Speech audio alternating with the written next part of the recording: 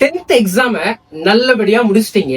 அப்புறம் என்ன 11th என்ன குரூப் எடுத்தா என்ன ஃபியூச்சர் இருக்கு, 11th இந்த குரூப் படிச்சா இப்படி ஆகலாமா இல்ல அந்த குரூப் படிச்சா அப்படி ஆகலாம், இந்த சந்தேகம் எல்லாருக்குமே இருக்கும்.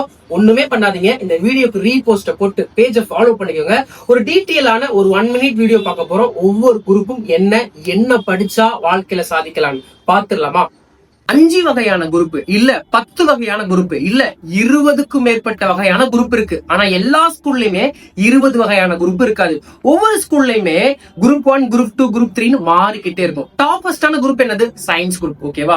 நீங்க கண்டிப்பா மெடிக்கல் இல்ல மெடிசன் போகணும் அப்படின்னு முடிவு பண்ணிட்டீங்கன்னா நீங்க பயாலஜி இருக்கக்கூடிய சப்ஜெக்ட கண்டிப்பா படிச்சுதான் ஆகணும். ஓகேவா? அப்ப பயாலஜி இருக்க குரூப்பா நீங்க செலக்ட் பண்ணிக்கோங்க. இல்ல நான் இன்ஜினியர் ஆக போறேன் அப்படின்றவங்க கண்டிப்பா கம்ப்யூட்டர் சயின்ஸ் இருக்க குரூப் செலக்ட் பண்ணிக்கோங்க. அப்ப மெடிசன் இல்ல மெடிக்கல் நான் பயாலஜி, கம்ப்யூட்டர் சயின்ஸ் படிச்சா நீங்க இன்ஜினியர். எனக்கு இன்ஜினியரிங்கும் வேணாம்ப்பா, மெடிக்கலும் வேணாம், மெடிசனும் வேணாங்க. நான் ஒரு அக்கௌண்டன்டா போறேங்க, நான் ஒரு சிஏ பண்ண போறேங்க, நான் ஒரு ஐடி ஃபீல்டுக்காக போறேன், நான் ஒரு பேங்கிங் செக்டருக்காக போறேன். அப்படிப்பட்ட பசங்களுக்கு பிசினஸ் மேக்ஸ் வித் அக்கௌண்டன்சி. இல்ல இல்ல இல்ல எதுக்குங்க பேங்க், நான் ஐடிக்கு போறேங்க, பிசிஏ அந்த மாதிரி பண்ணி ஐடிக்கு போறேன் அப்படின்ற பசங்களுக்கு கம்ப்யூட்டர் அப்ளிகேஷன். இது எதுவுமே இல்லைங்க, நான் கவர்மெண்ட் எக்ஸாம் ப்ரிப்பேர் பண்ண போறேன், நான் ஹிஸ்டரி குரூப் எடுத்துக்கிட்டா நல்லா இருக்குமா, ஹிஸ்டரியில நிறைய கவர்மெண்ட் எக்ஸாம் பத்தி கொஸ்டின்ஸ் கேட்கும் தானே, இல்ல நான் ஒரு பொலிட்டிக்கல் சயின்ஸ், இந்த மாதிரி எத்தனையோ குரூப் இருக்கு. நீங்க என்ன ஃபியூச்சர்ல பண்ண போறீங்க? நீங்க டாக்டர் ஆக போறீங்களா, நீங்க இன்ஜினியர் ஆக போறீங்களா, நீங்க கலெக்டர் ஆக போறீங்களா, இல்ல நீங்க ஒரு டீச்சர் ஆக போறீங்களா,